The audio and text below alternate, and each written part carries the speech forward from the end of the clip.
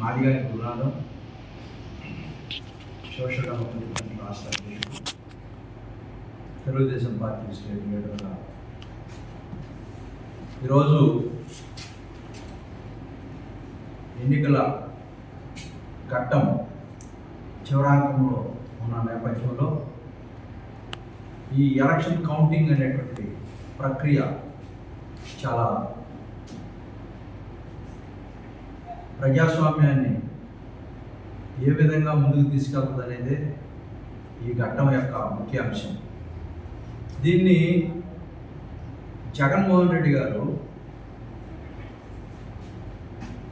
దంబాచారాలు కొట్టి ఓదలు కొట్టి ఆహ్వానం చేసి తను ఓడిపోయిన ఓటమిని అంగీకరించకుండా ఆల్రెడీ ఓటర్స్ ఓట్లు వేశారు. అవన్నీ కూడా నిక్షిప్తమై ఉన్నాయి. ఇప్పుడు అంపశయనం మీద ఉన్నాడు జగన్మోహన్ రెడ్డి గారు, వైఎస్ఆర్ పార్టీ.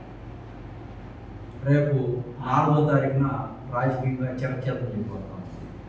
తెలిసి కూడా తను సోషల్ ఇంజనీరింగ్ మెకానిజం ఒక మైనర్స్తో మెజారిటీగా ఉన్నటువంటి వ్యవస్థని మేనేజ్ చేయడం కోసం తాపత్రయపడతాను.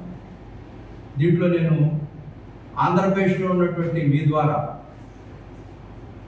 ఎలక్షన్ పోల్ మేనేజ్మెంట్లో కీలక దశలో ఉన్నటువంటి ఈ యొక్క ఆర్ఓ సిస్టమ్, రిటర్నింగ్ ఆఫీసర్ ఏ విధంగా ప్రలోభాలకు గురవుతారు, ఏ విధంగా వాళ్ళు ఒక పార్టీకి వెళ్తున్నటువంటి అందరికీ కూడా, అన్ని పార్టీల వాళ్ళకు కూడా మనం సమాయత్తం చేయాల్సినటువంటి బాధ్యత ప్రజాస్వామ్యంగా ఉంది. కాబట్టి నేను ఒకటే విజ్ఞప్తి చేయదలుచుకున్నాను.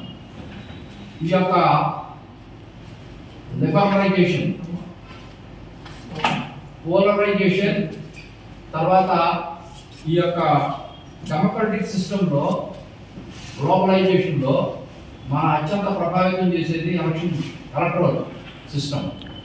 దాన్ని జగన్మోహన్ రెడ్డి గారు అధికారంలో ఉండే నేపథ్యంలో ఆర్ఓల్ని ఏదో ఒక విధంగా మభ్యపెట్టి అక్కడ ఎలక్షన్ ఏజెంట్లుగా, కౌంటింగ్ ఏజెంట్లు కింద వాళ్ళని భయభ్రాంతులకు గురి చేసి ఆ చివరిలో ఎగ్జాంపుల్ ఏంటంటే, గతంలో బోండా ఉమా గారు సెంట్రల్ నియోజకవర్గంలో తను గెలిస్తే ఆర్ఓల్ని మేనేజ్ చేసి ఓడిపోయినట్టుగా ప్రకటించారు, అధికారాన్ని అడ్డం పెట్టుకున్నారు. అంటే ఎగ్జాంపుల్ చెప్తాము. ఈ విధంగా అనేక అంశాలు ఎగ్జాంపుల్స్ ఉన్నాయి, అనేక అంశాలు ఎగ్జాంపుల్గా ఉన్నాయి. ఈ నేపథ్యంలో జగన్మోహన్ రెడ్డి గారి పరిపాలన నుంచి కూడా ఈ ఆర్ఓల్ని ఎట్లా మనం మేనేజ్ చేసి క్రూషియల్గా ఉన్నటువంటి నేపథ్యంలో ఓట్లన్నీ కూడా తారుమారు చేసి ఈవీఎం ప్యాక్లు ఇచ్చినటువంటి స్లిప్పులు ఏ విధంగా తేడా చూసుకోవాల్సినటువంటి బాధ్యత ఈ రోజున ఎలక్షన్ కౌంటింగ్లో ఉండేటువంటి ఏజెంట్ల మీద ప్రత్యేకంగా ఉంది.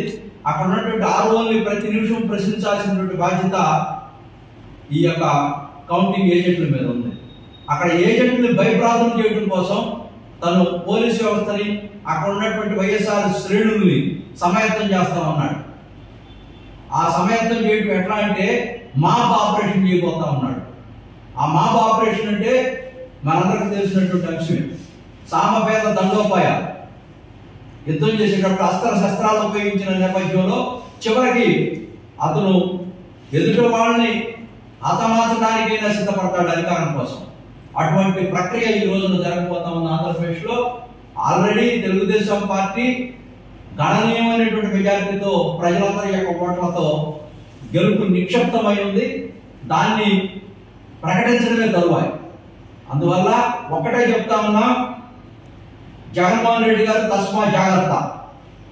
రేపు నువ్వు అటువంటి ప్రక్రియ నీ చేతిలోకి తీసుకొని ఆర్ఓల్ని ఏదన్నా మేనేజ్ చేద్దాం అనుకుని కొంతమంది అనుకుంటే, మొన్న చంద్రబాబు నాయుడు గారు రాజమండ్రిలో నువ్వు జైలుకు పంపించినప్పుడు రిలీజ్ అయ్యి బయటకు వచ్చిన తర్వాత ఆంధ్రప్రదేశ్లో ఉవ్వెత్తున ఎగిసిపడినటువంటి కడల తరంగం లాగా ఒక ప్రజాస్వామ్యంలో కాపాడుకోవడం కోసం చంద్రబాబు నాయుడు గారి కోసం ప్రజలంతా కూడా రాత్రులంతా నిద్రపోకుండా పొద్దున 11 దాకా ఎట్లా పహారా కాసి అతనికి స్వాగతం చెప్పారో అట్లా నీ యొక్క ప్రక్రియని ప్రజలంతా వెల్లువలాగా వచ్చి అడ్డుకోబోతా ఉన్నారు.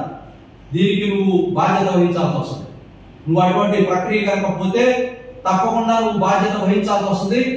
నువ్వు శిక్షకు అర్హుడు కూడా అని చెప్తా ఉన్నావు. రేపు రాబోయేటువంటి రోజుల్లో ఆంధ్రప్రదేశ్ ప్రజలంతా కూడా తస్మా జాగ్రత్త.